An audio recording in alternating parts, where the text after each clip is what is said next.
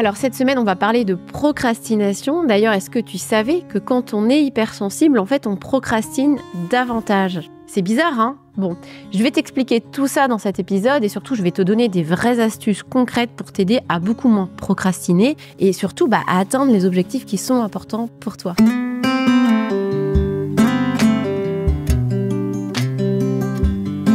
Moi, c'est Julie Souchard, je suis coach professionnel accrédité ICF et praticienne Soul Coaching certifiée. J'accompagne les femmes RH et aussi les personnes hypersensibles à prendre confiance en elles. Je publie un épisode chaque semaine sur ma chaîne YouTube et sur mon podcast Être une femme RH. Donc n'hésite pas à t'abonner, à liker aussi et à commenter parce que ça m'aide beaucoup, parce que l'air de rien, ça me prend du temps de faire cette vidéo toutes les semaines. Alors si tu peux aussi m'aider, ça serait vraiment chouette. Allez, c'est parti.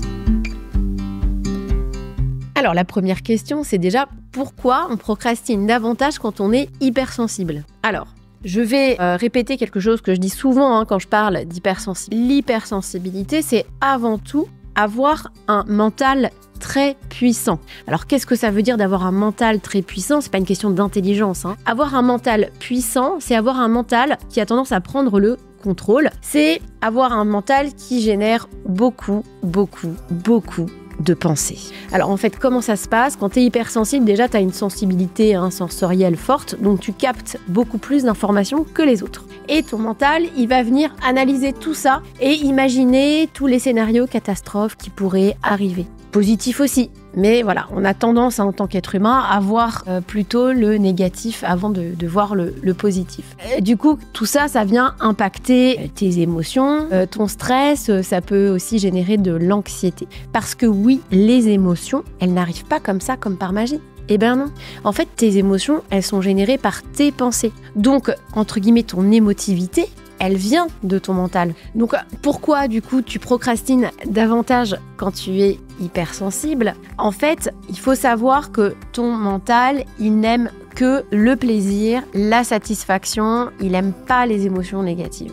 Donc, quand tu vas devoir faire quelque chose qui génère une émotion négative, donc ça peut être faire tout simplement une tâche qui ne te plaît pas, ou alors quelque chose de compliqué qui te génère un peu de stress parce que tu te dis oui, je ne sais pas comment m'y prendre, j'ai peur de pas réussir, de pas le faire assez bien, si tu es un peu perfectionniste par exemple. Enfin bref, il y a des émotions négatives qui arrivent et du coup ton mental, en fait, vu qu'il n'aime pas ça, il va chercher à les fuir. Et ce qui va se passer, c'est qu'il va te proposer une autre activité qui va soit te donner du plaisir rapidement, soit ça peut être quelque chose qui va être rapide à faire. Donc quand tu es au boulot par exemple, quand tu as un dossier sur lequel tu dois bosser, mais c'est quelque chose d'un peu complexe, que ça va te prendre du temps, ton mental à ce moment-là, certainement qu'il va te proposer par exemple, de répondre à un mail à la place, parce que ça prend pas longtemps. Tu soldes cette tâche rapidement, donc tu as une satisfaction. Voilà comment ça fonctionne la procrastination, et voilà aussi le lien entre l'hypersensibilité et la procrastination.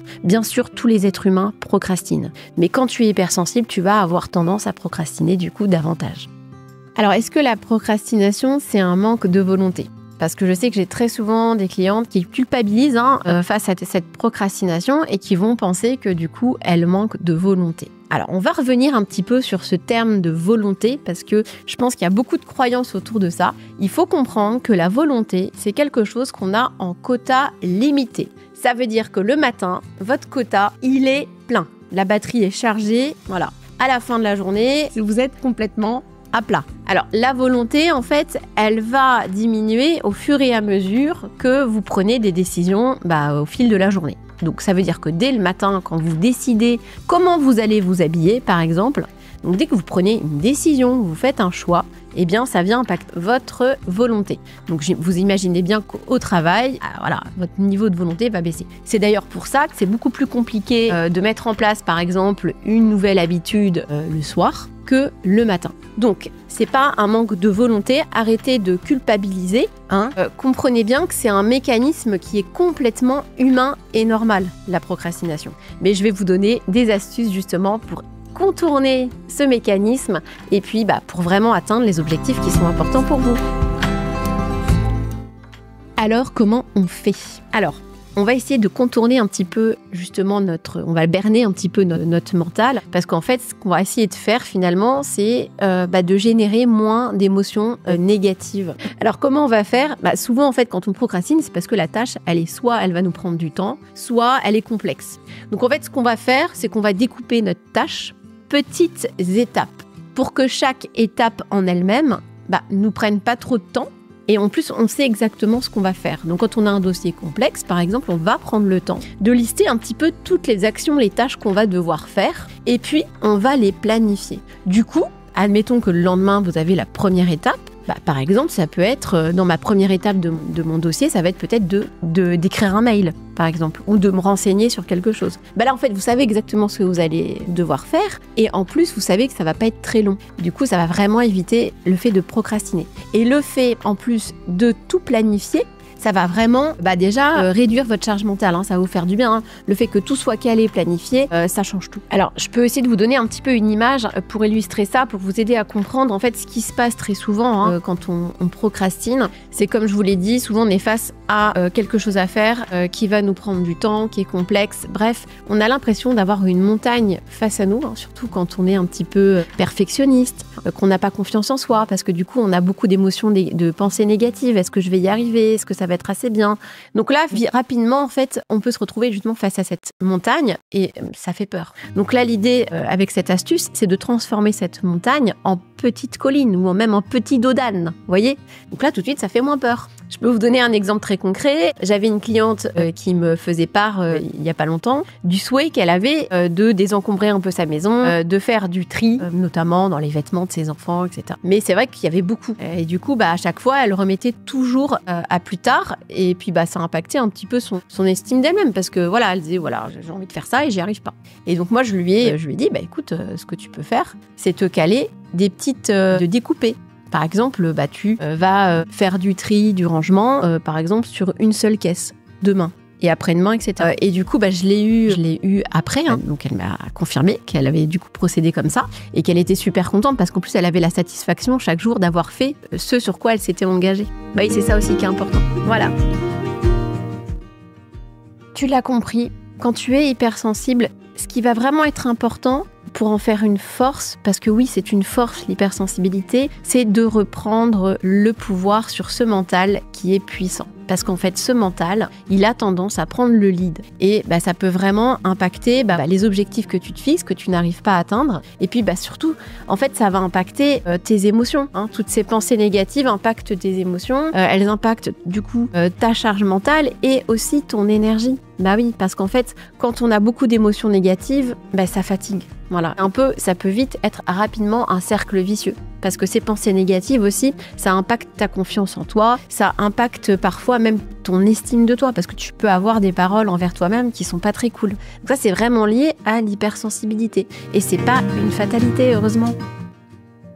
Et c'est exactement ce que je t'aide à faire dans mon programme Osez vous révéler. Parce que oui, j'ai créé un programme holistique qui dure 4 mois. Alors, qu'est-ce que ça veut dire holistique ? Ça veut dire justement qu'il prend en compte toutes les dimensions de l'humain. Donc, le mental, les émotions, l'esprit et le corps. Parce que oui, tout est lié, tu l'as compris, Tes pensées qui sont générées par ton mental, elles impactent tes émotions. Et tes émotions, tu les ressens où ? Dans ton corps. Et ton corps, c'est le meilleur allié pour t'aider à apaiser ton mental. Donc tu vois, en fait, si tu veux vraiment travailler sur toi quand tu es hypersensible, il faut travailler sur toutes ces dimensions ensemble.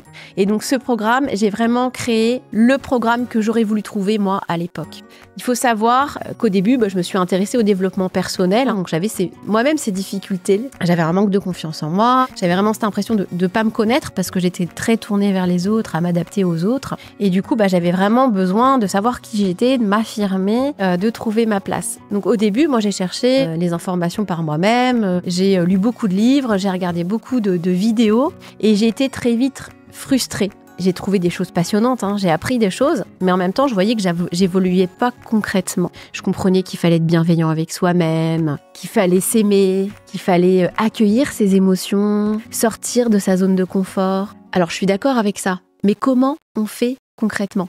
Et moi, c'est ce que je fais dans mon programme. C'est-à-dire que je te dis pas juste comment on fait, surtout je t'aide à mettre en place des choses. Je te propose plein d'outils différents qui peuvent t'aider, qui sont compatibles avec un quotidien dense et adapté à chacun, parce qu'on est tous différents. Il y a des choses qui peuvent fonctionner pour moi, mais qui vont pas forcément fonctionner pour toi. Et du coup, dans mon programme, il y a des séances collectives, il y a des séances individuelles, il y a un programme d'auto-coaching dans lequel je vais pouvoir te donner justement pas mal de choses qui vont t'aider à apprendre à te connaître, pas mal d'outils à expérimenter. Il y a aussi même une séance de design humain pour que tu comprennes bien ton fonctionnement. Bref, si tu veux en savoir plus sur mon programme, écoute, je te mets le lien en description de cet épisode et je te souhaite surtout une très très belle semaine et je te dis à la semaine prochaine.